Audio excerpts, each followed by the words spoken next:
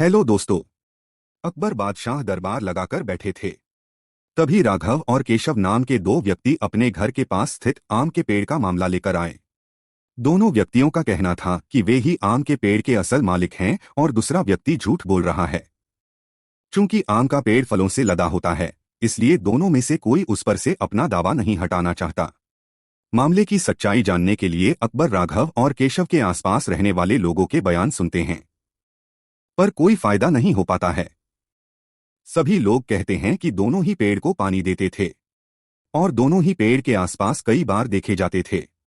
पेड़ की निगरानी करने वाले चौकीदार के बयान से भी साफ नहीं हुआ कि पेड़ का असली मालिक राघव है कि केशव है, क्योंकि राघव और केशव दोनों ही पेड़ की रखवाली करने के लिए चौकीदार को पैसे देते थे। अंत में अकबर थक हारकर अपने चतुर सलाहकार मंत्री बीरबल की सहायता लेते हैं। बीरबल तुरंत ही मामले की जड़ पकड़ लेते हैं, पर उन्हें सबूत के साथ मामला साबित करना होता है कि कौन सा पक्ष सही है और कौन सा झूठा। इसलिए वह एक नाटक रचते हैं। बीरबल आम के पेड़ की चौकीदारी करने वाले चौकीदार को एक रात अपने पास रोक लेते हैं। उसके बाद बीरबल उसी रात को अपने दो भरोसेमंद व्यक्तियों को अलग अलग राघव और केशव के घर झूठे समाचार के साथ भेज देते हैं और समाचार देने के बाद छुपकर घर में होने वाली बातचीत सुनने का निर्देश देते हैं।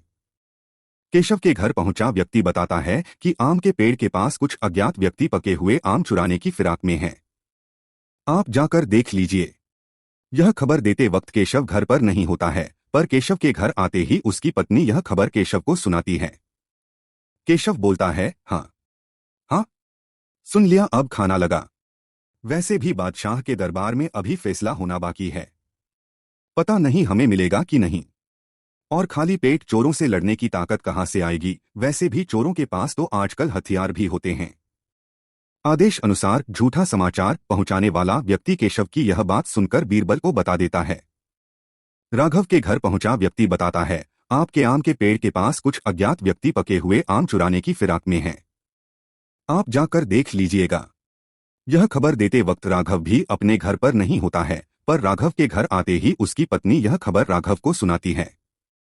राघव आव देखता है न ताव फौरन लाठी उठता है और पेड़ की ओर भागता है। उसकी पत्नी आवाज लगाती है, अरे खाना तो खा लो फिर जाना।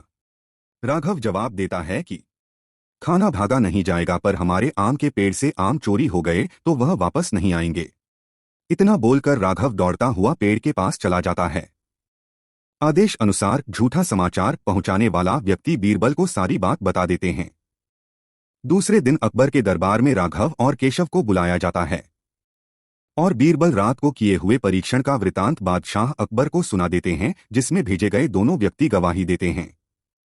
अकबर राघव को आम के पेड़ का मालिक घोषित करते हैं और केशव को पेड़ पर झूठा दावा करने के लिए कड़ा दंड देते हैं तथा मामले को बुद्धिपूर्वक चतुराई से सुलझाने के लिए बीरबल की प्रशंसा करते हैं। सच ही तो है, जो व्यक्ति परिश्रम करके अपनी किसी वस्तु या संपत्ति का जतन करता है उसे उसकी परवाह अधिक होती है। मोरल, ठगी करने वाले व्यक्ति को अंत में दंडित होना पड़ता है, इसलिए कभी किसी को धोखा ना दें। Thank you for watching. Please subscribe.